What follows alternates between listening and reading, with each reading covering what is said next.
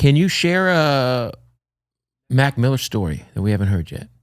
Because you guys, man, Max, I got him on a mural outside. He's an all timer to me. I think he was a kind guy too. I have so many stories about Mac. Two that come to mind immediately. One of them, I remember we were at Reggie's Rock Club. I was just bringing this up before. This is like the hip hop club that you aspire to play at in Chicago. It's really a rock club, but like this is where like local rap shows were. This is when I was still in high school. Vic got a gig opening up for Mac as local support at this show. And I came with Vic and a few of my other friends, and we were backstage and we were freestyling. We used to just always like be beatboxing, freestyling shit. And we were standing on the side of the stage, and some people came over and told us that we had to get the fuck out of there because Mac Miller was coming. And when Mac came up, he was like, "Y'all tripping, like they good." He damn near freestyle with us. Like I don't want to add too much sauce to the story, Right. but I definitely remember he stopped us from getting kicked out. And then obviously we're in high school, so I didn't really meet him until I went on tour with him. But like the other story that I remember really well is one night, I think it was me, Oreo, might have been my homie Danny, Mac, and I think Tree, and we went to. I used to have this like little broken down RV, like, so I wasn't on a tour bus when I was on his shit. I had like literally a camper that didn't have air conditioning that worked. Everybody just climbed in. We just be in that bitch, Yeah. like sitting on like a shag couch, hot as hell. Like it was low-key awful, but But like, also probably awesome. Yeah, 'Cause now I mean- you remember them.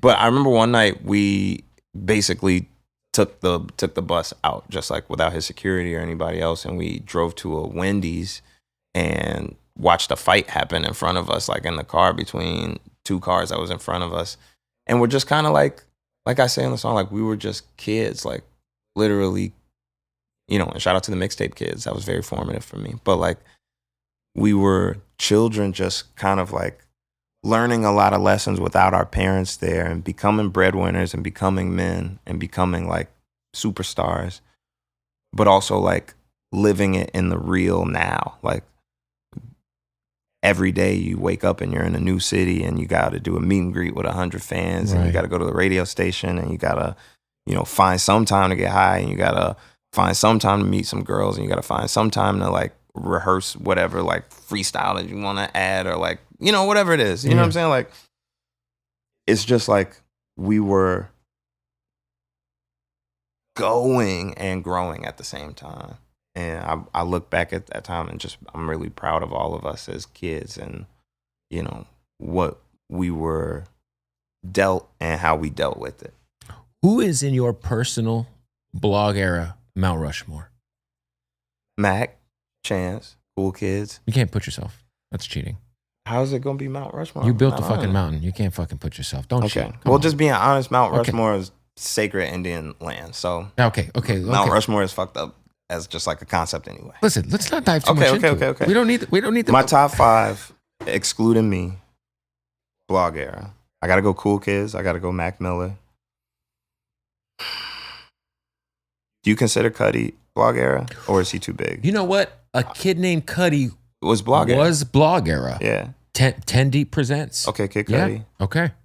If I could say Kid Cudi, then I could say Big Sean. Yeah, of course. Okay, Big Sean. That's- And then my 5th spot, I'm going to give to Wiz. Of course. Yeah. Cushion orange juice. That's a baby. hard 5 That's right a there. great That's a 5. crazy starting 5. It's 6 niggas, so like you can't lose. That's great. When you listen to this album, man, there's so many emotions that are brought up through the project. Sonically, I feel like you take this album in so many different places. At this very moment, what is the song that you like the most? If you had to say like a favorite, because I'm sure it changes on a daily basis, but It does change a lot. And once again today, like the Burn Your Block record's tough. Yo, Burn Your Block is so what's funny is like I've been very avoidant of the internet, and like even though it's been getting great reviews, I've been trying to just stay out the way. But I saw a review that called Burn Your Block just like a fun, saying nothing song. That's one of the most, that's the one. Like it starts off, the verse says, red summer heads on a pike pipe down.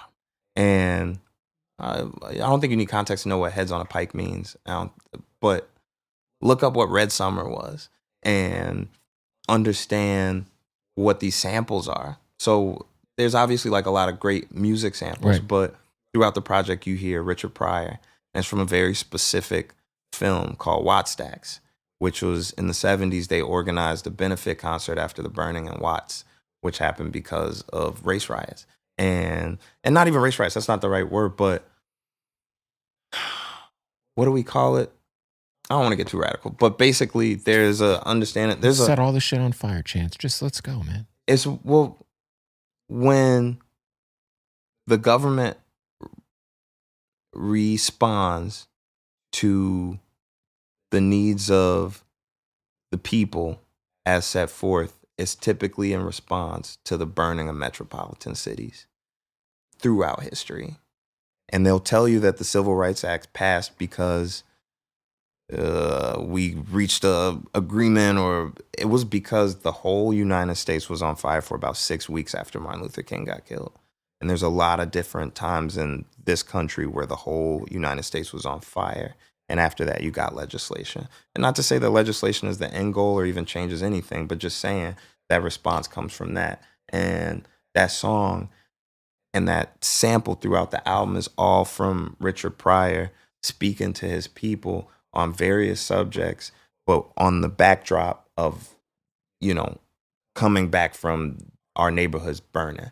And I think that song, and again, those samples really, really contextualize the album in a way that I can't even say with my own words. And I'm so blessed that we got to use those. The intro ends with Richard Pryor's introduction to the movie, and he says, you know, for 6 or 7 hours, you know, thousands of black people. Well, the first thing he says is, everybody's got something to say, but not everybody is heard, Mm. and that's what this album is like, these are my words, these are the words of like of great poets and literary authors and people before me, these are the words of people from my community and communities all over the world, these are the words of like the people, you know, refined and put into a place where you have to hear it now and you have to understand it now. And I think it'll take a little time for people to really like go Really, through this album. like you said, when people listen, it's almost like diving into, because I think on my third listen, I was catching shit. Where I was Yeah. like, oh shit. The Link Me in the Future, is that about a particular person? It's in two parts, I think, and that's what's funny. Like some of the songs, because songs are songs at the end of the day. Like they be raps, but they be songs. You know what I'm saying? And so sometimes I make decisions that are best for the song that aren't necessarily best for the raps. There's a verse. How do I put this? Like, because I don't want to ruin it for anybody. But basically, that first verse is a little bit more about, you know, not wanting to feel unneeded or unable to find the person that you love just because they come up missing all the time. Mm.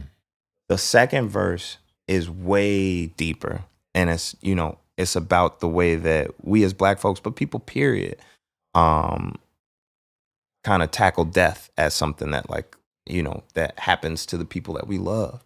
And it's some of my best writing on that album, but it really examines that, because one of the things that I noticed, that's where that song came from, or at least that second verse came from, was R.I.P. Lil Dan's, one of my friends, passed away in the past 2 years.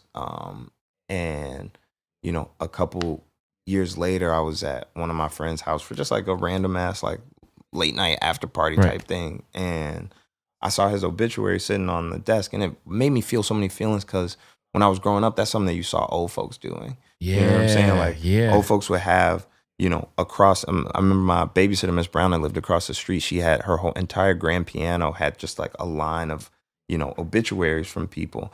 And the way that we mourn and the way that we keep people with us, is just fascinating to me.